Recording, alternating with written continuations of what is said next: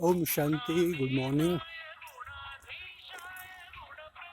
आज हम लोग फिर से एक नए टॉपिक के साथ आपके समक्ष उपस्थित हैं। आज का हमारा यह टॉपिक भी काम का है, अच्छा है, हम सभी के लाभ के लिए है। संसार में जितने भी लोग हैं सभी को, चाहे वो कोई भी हैं, गरीब हैं अमीर हैं, भारत के हैं, संसार के किसी और कोने के हैं, चाहे कोई भी हैं,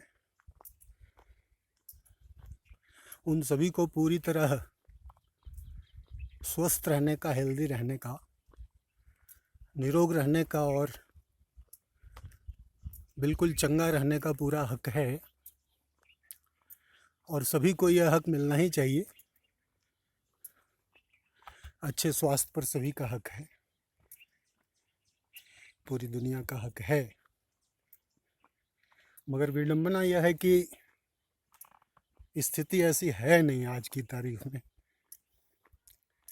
मेरा अपना विचार है, हो सकता है इसमें थोड़ा सा ऊपर नीचे हो, मगर मेरी अपनी सोच है, मेरा अपना शोध है, मेरा अपना रिसर्च है कि आज की दुनिया में 99.9% लोग, यानी कि करीब करीब सभी, गिनती के 5-10 लोगों को अगर आप छोड़ दीजिए तो उनके अलावा सभी लोग बीमार हैं, बहुत बहुत बहुत बीमार हैं। चाहे वे अमीर हैं, चाहे वे गरीब हैं, चाहे वो गोरे हैं, चाहे काले हैं, चाहे कोई भी हैं, मगर बीमार हैं। तो हम लोग आज थोड़ा सा मानवता की इस बीमारी के बारे में, उनको जो शारीरिक बीमारियां लगी हुई हैं, क्यों लगी हुई है और इससे उनको मुक्ति कैसे मिले, इस पर बातचीत करेंगे। मैं सिर्फ आपको समस्याओं के बीच में ला करके खड़ा करने वाला नहीं हूँ, बल्कि मैं आपको यह भी बताने वाला हूँ कि इसका समाधान क्या है, इसका सलूशन क्या है। और चूँकि यह समाधान व्यक्तिगत रूप से हमने अपने जीवन पर ही लागू किया है, तो यह हमारे अपने अनुभवों के आधार पर है, तो इसमें कहीं कहीं दोष होने की भी बात नहीं है। तो उन चीज़ों पर हम लोग चर्चा करेंगे कि व्याधियों की वजह क्या है और इन व्याधियों से हम कैसे मुक्त हो सकते हैं, और पूरी की पूरी मानवता क्यों बीमार है, क्यों अस्वस्थ है, क्यों रोगी है, उसकी क्या वजह है। तो मेरा मानना यह है कि आज की इस दुनिया में लोगों की जो जीवन शैली है वो बिल्कुल अप्राकृतिक हो गई है। उनके जीवन में कोई नियम कानून कायदा है ही नहीं। जब मर्जी वे सोते हैं, जब मर्जी वे उठते हैं, जब मर्जी वे भोजन कर लेते हैं, जो मर्जी वे खा लेते हैं, जहाँ मर्जी खा लेते हैं। और इस प्रकार से मनुष्य का जीवन पूरी तरह से उलट पुलट सा हो गया है, और इसी का परिणाम है कि हर व्यक्ति पूरी तरह से बीमार है। भारतवर्ष की जो हमारी स्वस्थ प्राचीन जीवन शैली है, पद्धति अच्छी वाली, उसमें कहा गया है कि जल्दी सोना और जल्दी जग जाना, अर्थात रात को 9 बजे तक सो जाना जल्दी, और फिर अमृत वेले 4 बजे 3 बजे जग जाना और अपने क्रियाकलाप में, अपनी एक्टिविटीज़ में लग जाना।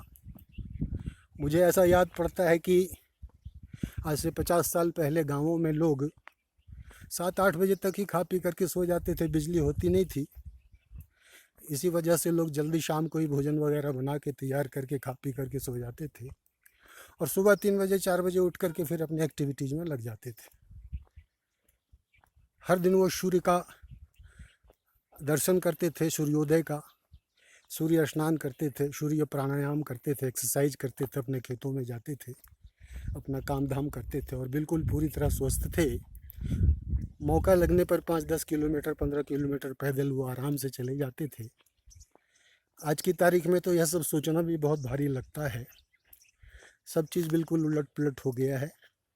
रात के 1-2 बजे तक सोना और सुबह 10 बजे तक सोते रहना, रात के 1-2 बजे तक पार्टियों में खाना और पीना पेट भर के, और खाने में भी वो चीज़ नहीं कि जो खाद्य है, हर प्रकार का अखाद्य।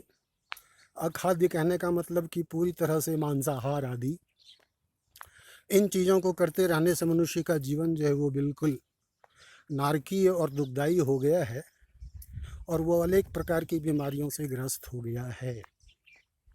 अब मनुष्य मात्र को जो ये अनेक प्रकार की बीमारियां हैं, उसकी सिर्फ यह वजह नहीं है कि आदमी गरीब है, उसको पोषण नहीं मिला इसीलिए उसके शरीर में अलग अलग प्रकार की बीमारियां हैं, ऐसा नहीं। गरीब जो है वो तो बीमार है ही बेचारा, लेकिन जो अमीर है, जिसके पास बहुत दौलत है, बहुत संपत्ति है, वो ज़्यादा बीमार है। वो इसलिए ज़्यादा बीमार है कि वो पूरी तरह से अनियमित है और उसने अपनी जीवन शैली को बिल्कुल बेकार कर लिया है, और उसका खान पान वगैरह पूरी तरह से अशुद्ध है, और इसी अशुद्धि की वजह से उसके अंदर अनेक प्रकार की बीमारियां आ गई है। तो बीमारियों की वजह गरीबी है, धन का अभाव है, ऐसा नहीं।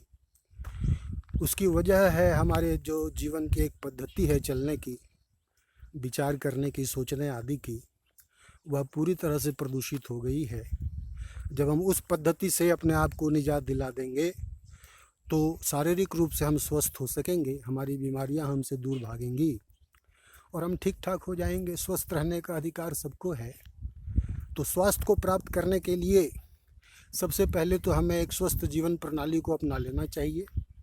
समय पर सोना चाहिए, समय पर जगना चाहिए, थोड़ा बहुत शारीरिक श्रम भी करना चाहिए, और भोजन वगैरह जो है वो संपूर्ण शुद्ध शाकाहारी रहे।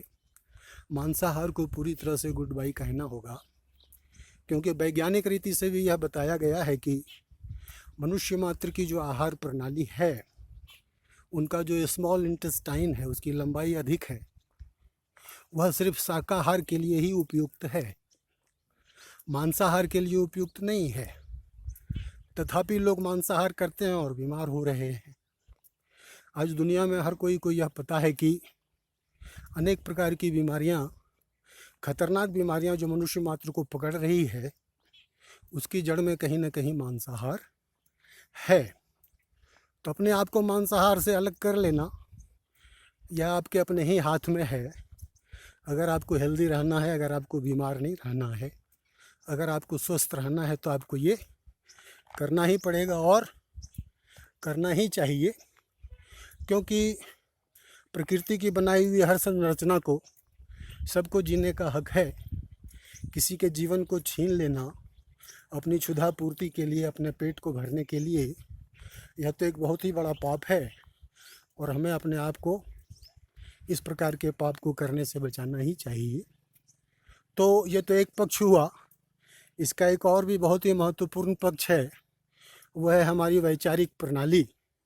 मनुष्य जो पूरी तरह बीमार है, उसका वजह सिर्फ उसकी गलत सलत जीवन पद्धति ही नहीं है, उसका सिर्फ गलत खान पान ही नहीं है, बल्कि उसकी जो सोच की प्रक्रिया है, उसका जो प्रोसेस है, थिंकिंग पैटर्न, वैचारिक प्रणाली, सारा दिन जो वह सोचता रहता है, उससे भी वह बीमार पड़ता है। जब आदमी इस प्रकार से गलत तरीके से जीता है तो वो हताशा से, निराशा से भरा हुआ रहता है, और उसकी वैचारिक प्रणाली बिल्कुल अशुद्ध होती है। नकारात्मक चिंतन उसके अंदर चलते रहते हैं, असफल होने के ख्याल उसको आते रहते हैं, और इस असफलता से उसके अंदर में भय का जन्म होता है। और ये जो ढेर सारे वाइब्रेशंस हैं, ये जो अनेक प्रकार की अलग अलग तरंगें हैं जो मनुष्य अपने अंदर में उत्पन्न कर रहा है, ये सारी तरंगें उसके शरीर की सभी कोशिकाओं को बीमार बनाती है, बीमार और बहुत बीमार बनाती है। क्योंकि अपने इन तरंगों के सबसे नज़दीक तो वही है, उसी के अपने अंदर से ये तरंगें उत्पन्न हो रही हैं जो उसके शरीर की असंख्य कोशिकाओं को बीमार बना रही है। और जब शरीर की कोशिकाएं बीमार होंगी तो आदमी को अनेक प्रकार की बीमारियां तो होंगी ही होंगी। तो सबसे पहले तो उनको अपना खान पान, अपनी जीवन शैली, और उसके बाद अपनी इस वैचारिक प्रक्रिया को बदलने का प्रयत्न करना चाहिए। अगर वो ऐसा कर पाएंगे तो वो स्वास्थ्य लाभ कर पाएंगे। और यह सिर्फ थ्योरी नहीं है, ये व्यक्तिगत जीवन का अनुभव भी है। विगत 45 वर्षों से मैं इस प्रकार के जीवन को जी रहा हूँ, और आज 65 का होने के बावजूद भी किसी भी प्रकार की बीमारी से मैं ग्रस्त नहीं हूँ। हाँ, कुछ समय पहले डायबिटीज़ ने मुझे अपनी चंगुल में लिया, मगर आज की तारीख़ में मैं उससे पूरी तरह मुक्त हो गया हूँ, इन्हीं प्रक्रियाओं को अपने जीवन में अप्लाई करने के आधार पर। तो यह मेरा दावा है कि कोई भी आदमी अपने आप को इन सभी परेशानियों से, दिक्कतों से और बीमारियों से अलग कर सकता है, अगर वो इस जीवन शैली को अपना लेता है तो। और अब इसके बाद एक दूसरे प्रकार के रोग, एक दूसरी प्रकार की बीमारी की चर्चा करना भी यहाँ पर उचित होगा। अभी तो हम लोगों ने शारीरिक बीमारी की बात की थी, अब है मानसिक बीमारी। तो मानसिक बीमारी से तो संसार में 100% लोग ग्रस्त हैं। ऐसा एक भी व्यक्ति नहीं है जो इससे अछूता हो, क्योंकि मानसिक रोग हर व्यक्ति के अंदर में कम या ज़्यादा तो है ही। अब मानसिक रोग क्यों पैदा हो रहा है? मानसिक रोग पैदा हो रहा है उसको उसकी गलत समझ के कारण। व्यक्ति को यह पता ही नहीं है कि वो कौन है, कहाँ है, कैसे है, उसका वास्तविक वजूद क्या है। मनुष्य अपने आप को यह हड्डी मांस का पिंजर मान के चल रहा है, अपने आप को यह शरीर मान के चल रहा है। उसको यह समझना चाहिए कि यह शरीर जो है वो तो एक विनाशी इंस्ट्रूमेंट है जो समाप्त हो जाता है, मगर इस शरीर का संचालन करने वाली मैं जो हूँ, मैं एक स्टार हूँ, मैं प्राण हूँ, मैं लाइफ हूँ, मैं आत्मा हूँ, अजर अमर अविनाशी आत्मा। तो जैसे ही आत्मा की बात आती है तो परमात्मा की बात आती है। परमात्मा अर्थात ऑलमाइटी, सर्वोच्च सत्ता, कॉस्मिक एनर्जी, सर्वशक्तिमान परमात्मा। तो परमात्मा जो है वो प्रकाश है, कालातीत हैं, शाश्वत हैं, सागर हैं, प्रेम के, आनंद के, शक्तियों के, पवित्रता के, गुणों के, ज्ञान के, हर चीज़ के सागर हैं। और सारी की सारी आत्माएं परमपिता परमात्मा की संतान है, तो बिल्कुल परमात्मा के समान है। तो जब हमारी सोच इस प्रकार से चलती है कि मैं तो परमपिता परमात्मा की संतान हूँ, मैं स्वयं एक प्रकाश हूँ, मैं जीवंत हूँ, मैं लिविंग हूँ, मैं सोल हूँ, मैं अजर अमर अविनाशी आत्मा हूँ, मैं कभी समाप्त होने वाला नहीं हूँ, और मैं परमात्मा के समान प्रेम का, आनंद का, शक्तियों का एक पुंज हूँ। मैं आनंद का अवतार हूँ, मैं खुशियों का अवतार हूँ, मैं सकारात्मकता का अवतार हूँ। मैं कभी ख़त्म नहीं होगा, मैं सदैव रहूँगा। इस सृष्टि रूपी चक्र में मैं 1 जन्म, 2 जन्म, 4 जन्म, 20-50 जन्म लेता हूँ नए नए शरीर में आकर के, लेकिन हर बार मनुष्य के शरीर में आकर के मैं अपनी भूमिका का निर्वहन करता हूँ। और इस प्रकार से शरीर हमारे समाप्त होते जाते हैं, लेकिन मैं तो अक्षुण्ण हूँ। परमपिता परमात्मा के साथ मेरी भूमिका अनंत काल से चल रही है। अनंत काल कहने का मतलब कि ना तो इसकी शुरुआत है, ना ही इसका कोई अंत है। तो हम सभी आत्माएं, श्रीमद् भगवद गीता में भी चर्चा आती है, अजर अमर अविनाशी हम सभी आत्माएं हैं। जब इस प्रकार से हम सोचेंगे तो किसी भी प्रकार की मानसिक बीमारी हमारे से दूर भाग जाएगी। जब हम अपने आप को सर्वोच्च सत्ता के साथ युक्त करके रखेंगे तो सर्वोच्च सत्ता की सारी खूबियाँ, उनके सारे गुण, उनकी सारी आशीर्वाद, उनकी सारी शक्तियाँ, उनकी सारी ऊर्जा हमारे अंदर में आती चली जाएगी, और हम उनसे भरपूर होते रहेंगे। और किसी भी प्रकार की नेगेटिविटी, नकारात्मकता या बीमारी, जो मैंने कहा कि मानसिक बीमारी, तो वो मानसिक बीमारी क्या है? वो मानसिक बीमारी है मनुष्य मात्र का कुकर्म, उसकी शरारतें, उसकी घटिया सोच, उसका झूठ, उसकी नफ़रत, उसकी निर्दयता, उसकी हिंसा, उसका कपट, उसका छल, उसका छद्म, उसकी चोरी, उसका झूठ। इन सभी चीज़ों से अपने को बचा के रखने के लिए उसे सबसे पहले इस बात को समझना होगा कि वह सर्वोच्च सत्ता की संतान है, वह आत्मा है, वह कभी ख़त्म नहीं होगा। ये शरीर तो ख़त्म होगा, मगर वह सदैव अक्षुण्ण रहेगा।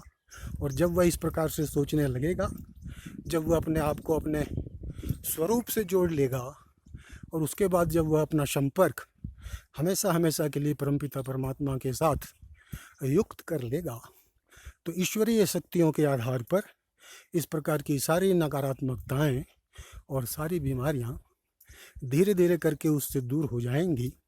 यह भी हम सभी अपने अनुभवों के आधार पर आपके सामने प्रकट कर रहे हैं। तो इसमें से कोई भी चीज़ थ्योरी नहीं है, ये सारा प्रैक्टिकल है।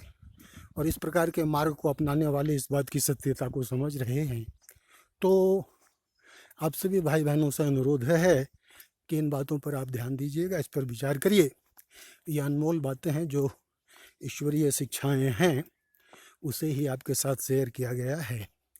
निवेदन है कि अगर आपको अच्छा लगता है तो आप लाइक ज़रूर करिएगा और सब्सक्राइब तो अवश्य करें इस ब्लॉग को, इस चैनल को।